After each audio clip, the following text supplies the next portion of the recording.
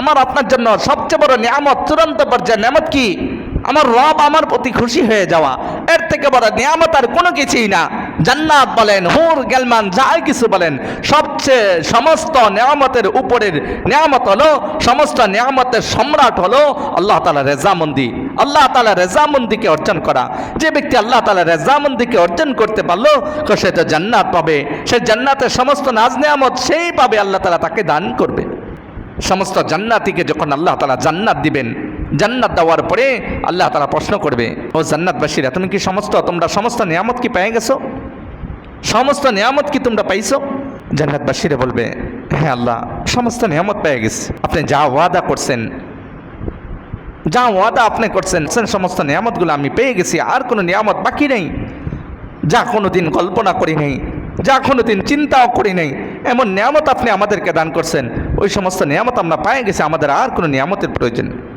আল্লাহ তাআলা বলবে, বান্দা, তোমাদের জন্য আরেকটা নিয়ামত আছে। জান্নাতবাসীরা বলবে, আল্লাহ, আর কি নিয়ামত? আমরা তো সব পেয়ে গেছি, আরও কি নিয়ামত? তোমাদের জন্য আরেকটা নিয়ামত হলো, আজকের দিন থেকে তোমাদের উপরে আমি রব রাজি এবং খুশি হয়ে গেলাম, আর কোনো দিন তোমাদের উপর নারাজ হব না। সুবহানাল্লাহ। যখন জান্নাতবাসীরা এই কথা শুনবে, তারা চিৎকার দিয়ে আল্লাহ তাআলা প্রশংসা করে তারা বলতে থাকবে, আল্লাহ তাআলা অতীতে অর্থাৎ জান্নাতের ভিতরে যে সমস্ত নিয়ামতগুলো আল্লাহ তাআলা দিয়েছিল, ওই সমস্ত নিয়ামতের কথা তারা ভুলেই যাবে। শুধু আল্লাহ তাআলার মুখ থেকে, জবান থেকে এই কথা শোনার পরে তাদের কাছে ওই সমস্ত নিয়ামতগুলো তুচ্ছ হয়ে যাবে। আর আল্লাহ তাআলার এই ঘোষণা তাদেরকে এত আনন্দদায়ক করবে, আমার রব আমার প্রতি খুশি হয়ে গেছে। আর কি লাগে?